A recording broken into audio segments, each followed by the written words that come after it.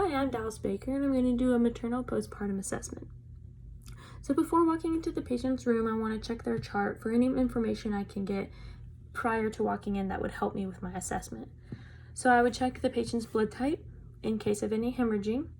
I would check the patient's medical history, such as if they're diabetic, their obstetric history.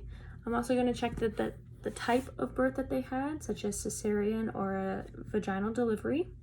I'm going to check any complications that the patient had during the labor. Also the labs and any medications that were ran before, during, or running now. And I also want to make sure I have all my equipment ready, cleaned, and good to go. Okay, next I'm going to walk into my patient's room, and today my patient is Stitch. So once I walk into my patient's room, I'm going to check, can I get your name and date of birth, please? And I'll check the wristband, make sure it matches on my chart, and then continue my assessment. So I'm going to be starting at the head. So when I walk into the room, I'm going to be assessing the patient's mood, just to check to any postpartum blues or any troubles they may be having with bonding. Then I'm going to be asking the patient questions such as, have you been dizzy, standing up or sitting down, switching positions? This will help me determine if their blood pressure is a little too low at that orthostatic hypotension. That could be signs of hemorrhaging. Also asking the patient, have you had any vision changes or headache recently? Because even though they're postpartum, they could still be having troubles with the preeclampsia. So checking with the headaches and vision changes. Also, have you been eating or drinking after giving birth? And then since we're here, I'm going to be taking my oral thermometer with a cover, it's clean, and getting a temp. If they have a fever, that could be indicative of an infection somewhere in the body. Okay, now I'm going to be moving down to the chest. So while I'm here, I'm going to get my stethoscope. And I'm going to check things that we normally check for head to toe assessment. So first I'm going to be checking heart rate and rhythm. And I'm going to check the heart rate to see if it's tachycardic or not, because this could be indicative of a hemorrhage. And I'm also going to be listening to breath sounds and respiration rate, because we always want to check that with patients. And while I'm here, I'm going to be checking breasts. So any breast tenderness or pain, and if they're breastfeeding, especially if they're having any breast tenderness or pain, if they notice any masses. I'm going to be using the latch tool as well to make sure that the baby's latch is good, the type of nipple is good, any audible swallowing, just that assessment tool to help me determine if breastfeeding is going well. And I'm going to be checking for the tenderness and stuff just to check for mastitis. If they are not breastfeeding, I still want to be assessing for pain, because then we can relieve that pain and help them with like cool compresses so that they're not in so much pain. Because if the baby is ready to feed, they're still going to feel that cramping and that letdown feeling. Okay, moving on. Well, I'm also going to be checking all the pulses. So make sure they're even bilaterally and they're strong. And now going to the arms, I'm going to be checking blood pressure. So with my blood pressure cuff, it's clean, and I'll be putting it on and assessing the patient's blood pressure. If it was low, that could be indicative of a postpartum hemorrhage. And if it was high, that could still be from the complications of preeclampsia. And I'm also just assessing edema to see if there's any dependent edema throughout the arms. And then I'm checking pulses, the radial pulses, to check if they're even bilaterally and if they're bounding. If they're too bounding, if they're too strong and the heart rate was high, blood pressure's low, that could be the signs of the hemorrhage. Okay, now we're moving down to our patient's stomach. So I have my patient laying here. And before I check the fundus and the uterus, I want to put my patient in Trendelenburg. So when I'm checking the fundal height, I'm going to be pushing down here and assessing uterus. And I'm trying to assess to see where it is in relation to their umbilicus. Is it finger breadths above? Is it finger breadths below? If it's too far above, according to how long ago they delivered, that could be signs of postpartum hemorrhage because their uterus is filling up. I'm also checking to see if their uterus is firm or boggy. If it's boggy, I'm going to do a fundal massage and see if that helps. And also if it's midline. So if it's not midline, if it's pushed out, then I need to assess to see if they have emptied their bladder recently. If not, I will have them empty their bladder and reassess if it's midline or not. That bladder could be pushing it to the side. And I'm also going to be checking if the patient has had a C-section. I want to check this C-section incision. I want to check if there's any drainage, any redness, or if it's warm to the touch. I also want to ensure that it is still repaired properly and intact, making sure the dressing is clean as well. So now moving down from the stomach, I'm going to be assessing the vagina.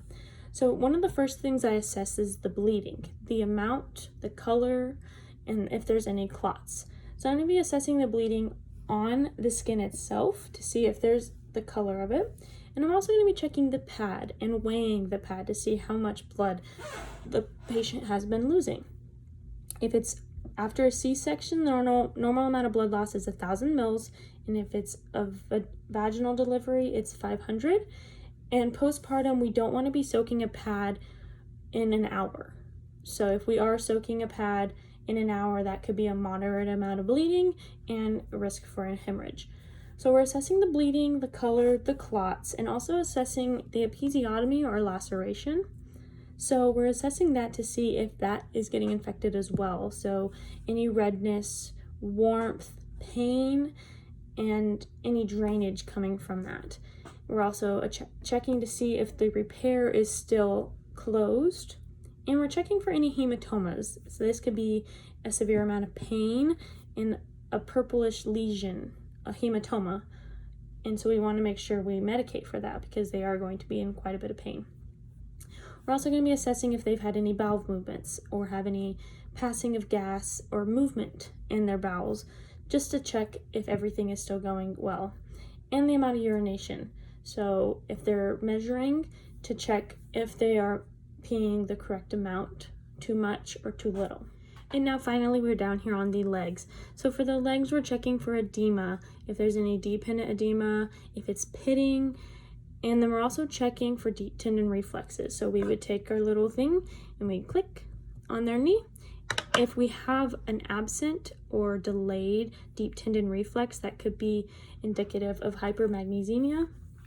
If the patient was on magnesium for their preeclampsia, we would need to check their labs as well, but the deep tendon reflexes can tell us during our assessment. And before we leave the room, we want to ask the questions such as how they're bonding with their baby, how they feel like they're bonding with their baby. That could help us assess a lot better than how we think we can see them bonding with their baby. And we're also going to ask them if they would like a rubella shot, if they are not immune to it yet, according to their chart. And we also want to teach them about that rubella shot, such as not getting pregnant for 3 months after that rubella shot. And we're also checking their patient's chart like we did at the beginning and giving them a RhoGAM shot if they need that RhoGAM shot. And then we're going to give them a little bit of discharge teaching. We want to teach them this throughout their whole postpartum stay, just to make sure that we dig it in deep on what they need to be assessing. So one of the first things they need to be assessing is the bleeding.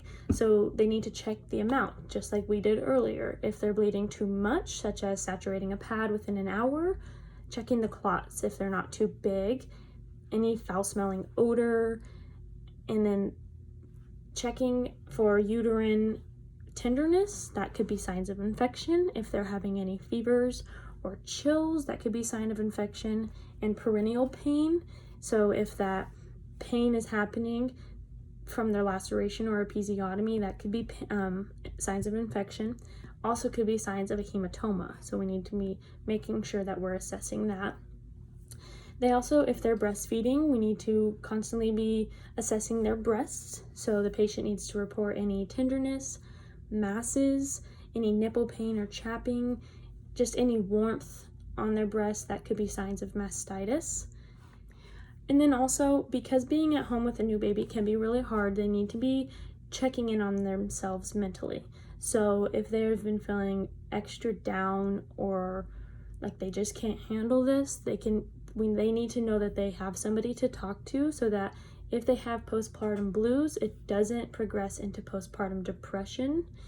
And so that if they do have postpartum depression as well, they need to get that help so that they don't progress into postpartum mood disorders, because that can seriously affect them and even their baby's health and well-being. Okay, and that completes my postpartum assessment. I hope you enjoyed. Thank you.